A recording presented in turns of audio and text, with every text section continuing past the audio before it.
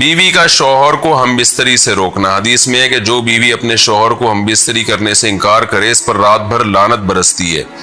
اس حدیث کی وضاحت فرما دیں.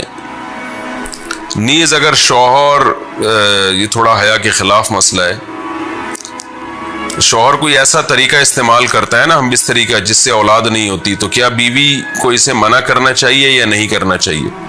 دیکھیں حدیث میں آتا ہے کہ کوئی شوہر اپنی بیوی کو رات کو اپنے بستر کی طرف بلائے، یہ کنایہ یعنی ہم بستری کرنا چاہتا ہو، عورت منع کر دے، فرشتے اس پہ ساری رات لعنت بھیجتے ہیں. بالکل صحیح حدیث ہے.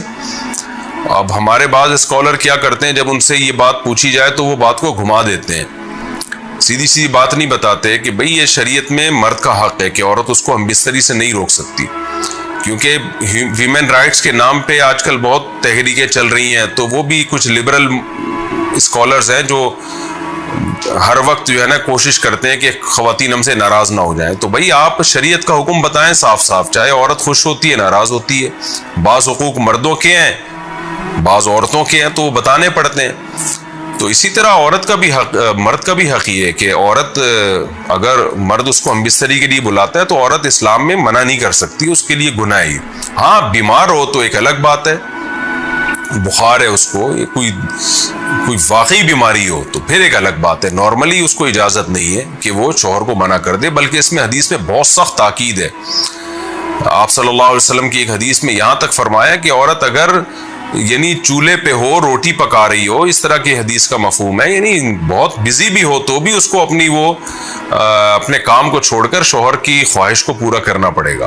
اور یہ نیچر کے بھی مطابق ہے، کیونکہ مرد میں جب یہ سیکس کی خواہش پیدا ہوتی ہے اور اس کو کچلا جائے تو مرد بہت زیادہ ڈسٹرب ہوتا ہے. خواتین اس میں اپنے آپ کو مردوں جیسا سمجھتی ہیں، وہ سمجھتی ہیں ہمارا اس میں وہی حق ہے جو مرد کا حق ہے. بھائی اللہ نے دونوں کی ڈیزائرز میں زمین آسمان کا فرق رکھا ہے. تو مرد کو بہت زیادہ نقصان ہوتا ہے اس سے، وہ بہت زیادہ مینٹلی ڈسٹرب ہوتا ہے اس سے، کیونکہ اللہ نے یہ ڈیزائرز عورت کی نسبت مرد میں بہت زیادہ رکھی ہیں، تھوڑی زیادہ نہیں بہت زیادہ رکھی ہے. تو میڈیکلی یہ بات ثابت ہو چکی ہے.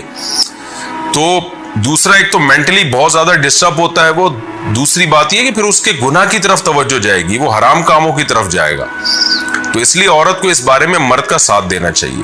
یہاں فوراً بعض خواتین یہ سوال پوچھتی ہیں کہ اچھا اگر عورت کے دل میں خواہش ہو اور مرد وہ خواہش پوری نہ کرے تو کیا مرد پہ بھی لعنت ہوتی ہے؟ تو اس کا سیدھا جواب یہ کہ نہیں، مرد پہ لعنت نہیں ہوتی. اس کی وجہ یہ ہے، دو اور دو چار کی طرح میں صاف بات کروں گا. وجہ اس کی یہ ہے کہ عورت کے لیے مرد کی اس خواہش کو پورا کرنے میں عورت کی کوئی انرجی نہیں استعمال ہو رہی، جبکہ اگر مرد کا موڈ نہ ہو اور عورت کا موڈ ہو تو پھر مرد اپنے آپ کو پریپیئر نہیں کر سکتا، اس کے لیے بہت تکلف کرنا پڑے گا اس کو. اخلاقی طور پر تو ٹھیک ہے، مرد کو یہی حکم دیا جائے گا کہ زوجہ کی خواہش کو پورا کرے، لیکن اس پر شریعت نے لازم نہیں کیا ہے، کیونکہ ایک چیز مرد کے اختیار میں نہیں ہے تو لازم کیسے ہو سکتی ہے؟ یعنی ایک آدمی کا وہ ذہنی طور پر تیار ہی نہیں ہے اس کے لیے، تو مرد کے لیے تو جب تک ذہنی طور پہ تیار نہ ہو یہ عمل کر نہیں سکتا، جبکہ عورت کر سکتی ہے. تو انرجی جو استعمال ہوتی ہے نا اس میں بہت زیادہ وہ تو مرد کی انرجی یوز ہوتی ہے. تو شریعت اس کو کیسے پابند بنا سکتی ہے کہ اس کے ذہنی طور پر وہ مینٹلی تیار سے یعنی ایک عمل کر سکتا ہے؟ تو یہ ظلم ہوتا ہے اس کے اوپر کہ وہ مینٹلی تیار نہیں ہے اور اس کو شریعت کہے کہ اگر بیوی آپ سے مطالبہ کر رہی ہے اور آپ مطالبہ پورا نہیں کرو گے تو آپ پر لعنت ہوگی. تو وہ اس لعنت سے بچنے کے لیے اپنے آپ کو مینٹلی کیسے تیار کرے گا؟ بعض دفعہ تیار کر لیتا ہے، بعض دفعہ نہیں ہو پاتا. اس کا تو دماغ سے بہت گہرا تعلق ہے. تو اس لیے مرد کے لیے تو شریعت نے حکم یہ کیا ہے کہ 4 مہینے میں کم از کم ایک دفعہ اس پر لازم ہے کہ وہ اپنی زوجہ کی خواہش کو پورا کرے. اور ویسے جب زوجہ میں خواہش ہو تو اخلاقی طور پر مرد کی ذمہ داری ہے کہ وہ اپنی زوجہ کی خواہش کو پورا کرے، لیکن شریعت نے اس پہ واجب نہیں قرار دیا کیونکہ یہ اس کے اختیار سے اوپر کی چیز ہو جائے گی. باقی عورت کے لیے اختیار ہے اس کو، ہاں بیمار ہے یا مینسز ہیں وہ تو پھر تو ایک ویسے ہی مینسز میں ہم بستری جائز نہیں ہے. باقی رہا یہ مسئلہ کہ خواتین پھر یہ کہتی ہیں کہ اسلام نے تو پھر مردوں کو بہت زیادہ حقوق دے دیے، تو ایسا نہیں ہے. اگر یہ حق اسلام نے مرد کو دیا ہے تو بہت سارے حقوق عورت کو بھی تو دیے ہیں نا، بہت سارے عورت کو بھی تو حقوق دیے کہ جو خود پہنتے ہو، جیسا معیاری لباس خود پہنتے ہو اپنی بیوی کو بھی ویسے ہی معیاری لباس پہناؤ. جیسا معیاری کھانا خود کھاتے ہو، حدیث میں آتا ہے ویسا معیاری کھانا بیوی کو بھی کھلاؤ. تو یہ بھی تو عورت کو بھی تو حقوق دیے. ہماری خواتین جس ویسٹرن کلچر کو فالو کر رہی ہیں اس کلچر میں تو یہ ہے کہ عورت شوہر کو ہم بستری سے روک سکتی ہے، شوہر بیوی کو بھی روک سکتا ہے، یعنی شوہر بھی منع کر سکتا ہے، عورت بھی منع کر سکتی ہے. وہاں دونوں کے حقوق سیم ہیں، لیکن پھر وہ اتنے سیم ہیں کہ پھر وہاں مرد کے ذمے شوہر کا عورت کے ذمے یعنی مرد کے ذمے عورت کا نان نفقہ بھی نہیں ہے. تو پھر گیس بجلی کے بل بھی عورت یعنی مرد کے ذمے نہیں ہے. تو پھر خواتین سے لینا ہے نا ویسٹرن کلچر کو، تو پھر پورا لینا وہاں سے.